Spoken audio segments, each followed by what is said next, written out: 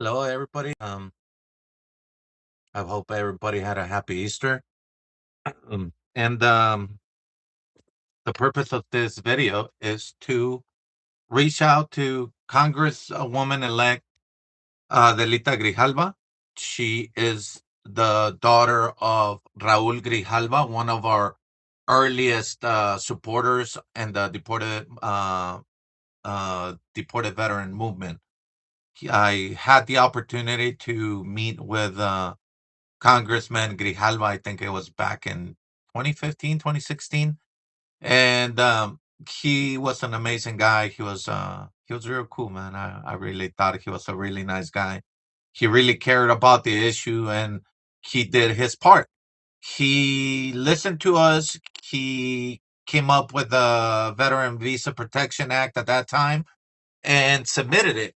Unfortunately, we never got much traction on that, but it was always he was always willing to help us out with that. So now I'm reaching out to his daughter that won the same seat that he vacated when he passed away last year. And may God keep him in his glory. And well, um, we need to keep on pushing forward to get this done. I've been doing research. I've been doing research for 10 years. So I was just pretty much refreshing on deported issue is not a new thing. It's been going on for 30 years since the immigration reform of 1996. In my opinion, the Immigration Reform Act of 1996 didn't fix anything. It actually created more problems than it solved.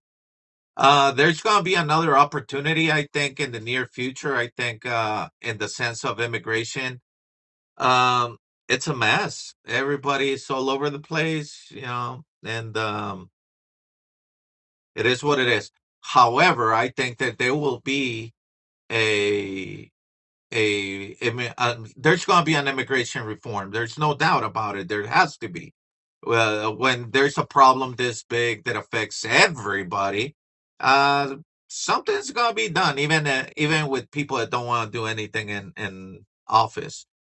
But so since I believe that there's going to be an opportunity for some immigration reform in the near future. Um, I don't want deported veterans to fall in the cracks again and create a bigger problem for deported veterans. I think that if there's going to be any immigration reform in the near future, veterans and deported veterans should be at the front of those people, regardless. I mean, I've been in this country for 50 years, and I'm still deported, but I still consider myself an American. So let's talk clearly about where we at, uh, what our positions are, and press. I mean, one of the reasons that I stopped advocating and the legislation changes because, like I said, it's right here.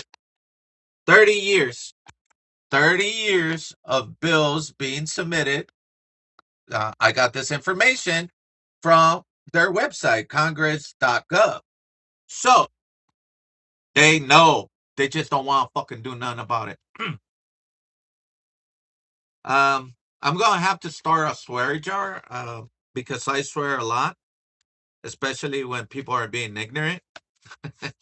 and and I'm not saying they're being ignorant out of just being dumb. It's they're being ignorant on purpose, and that bothers me. So swear jar. I'm gonna have to. I'm broke, so I'm gonna start with a quarter every time you hear me swear. Mark it, and I will put a quarter in the jar, and let's see how much we do at the end of the year. Which let's let's start it out with $1, right? So I hope that we get quite a bit of fucking money on that jar. So that's 50 cents that I owe. Keep me accountable to tracking that amount of money. Then we'll donate it to a veteran in need. But so that's the letter I submitted to, or I wrote for Congresswoman Grijalva, which is on the description of this video. I'm also thinking of putting a link to her direct website on this transmission later on. We're gonna do 10 minutes, 15 minutes. Let's do this a 15-minute video.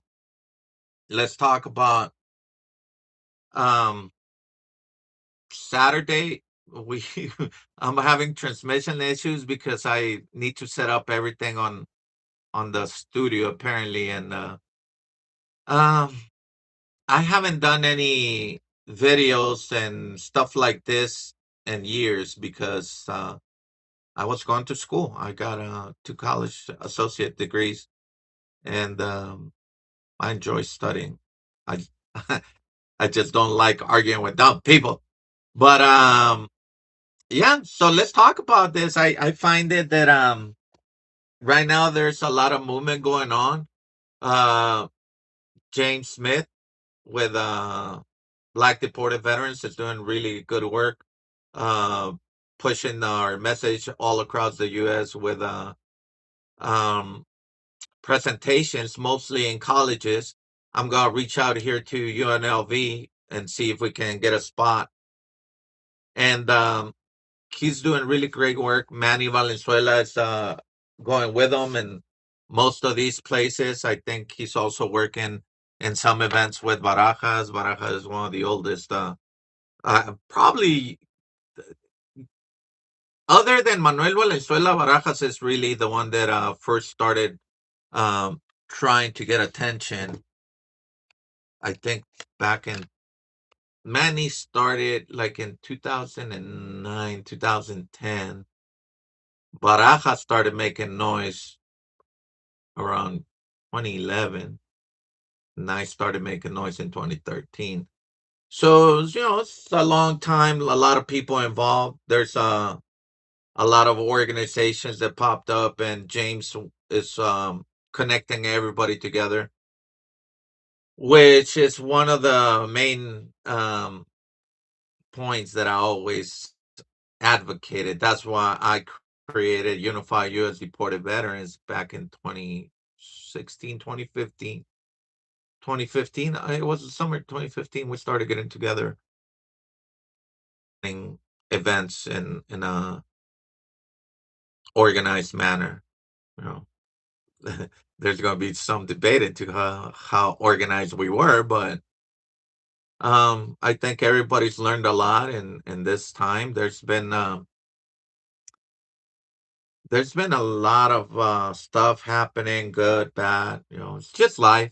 It's just life. I used to be really, really mad. I mean, I'm still mad as hell. But the last 4 years, I dedicated myself to um, preparing myself for a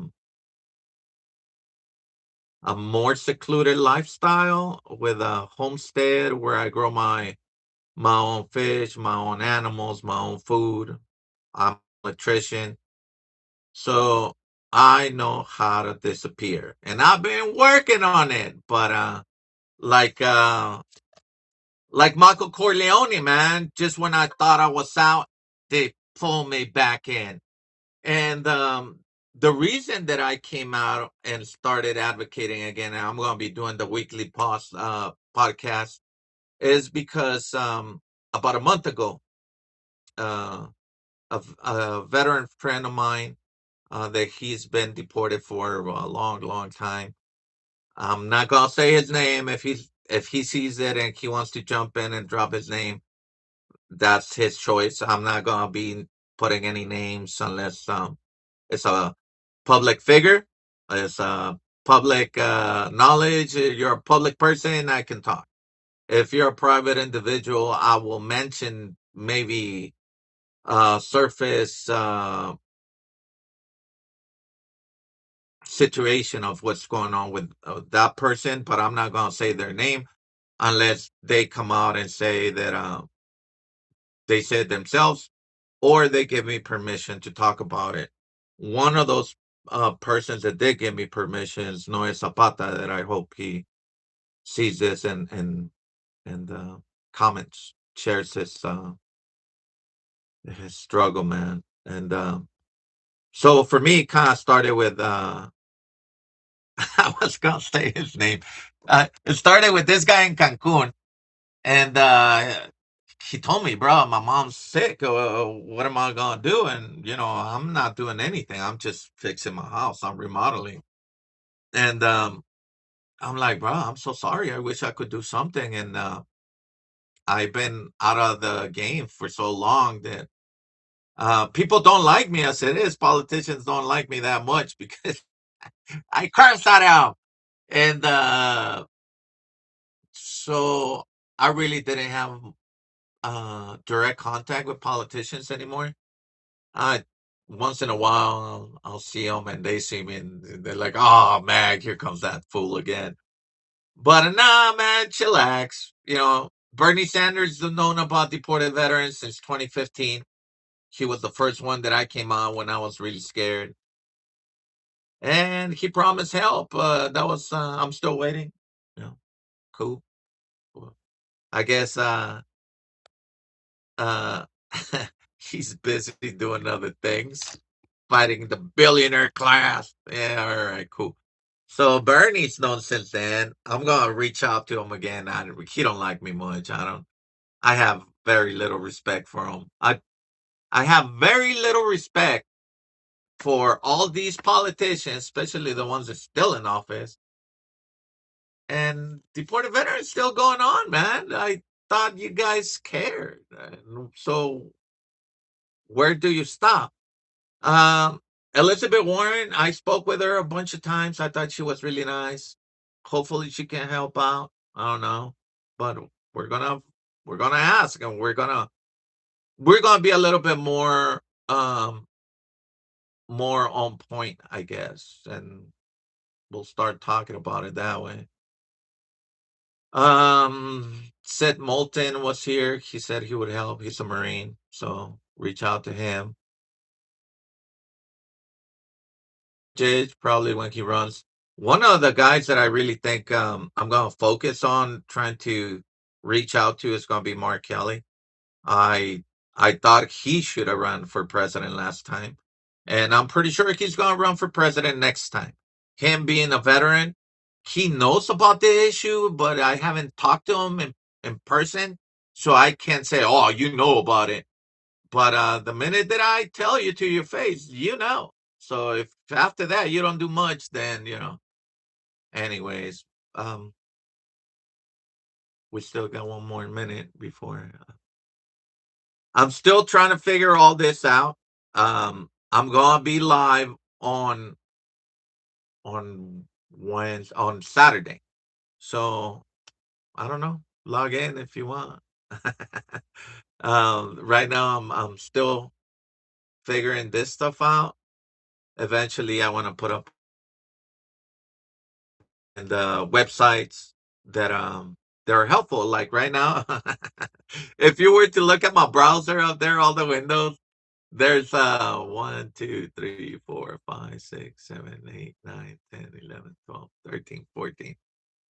There's like 30 little tabs open because I'm all over the place, man.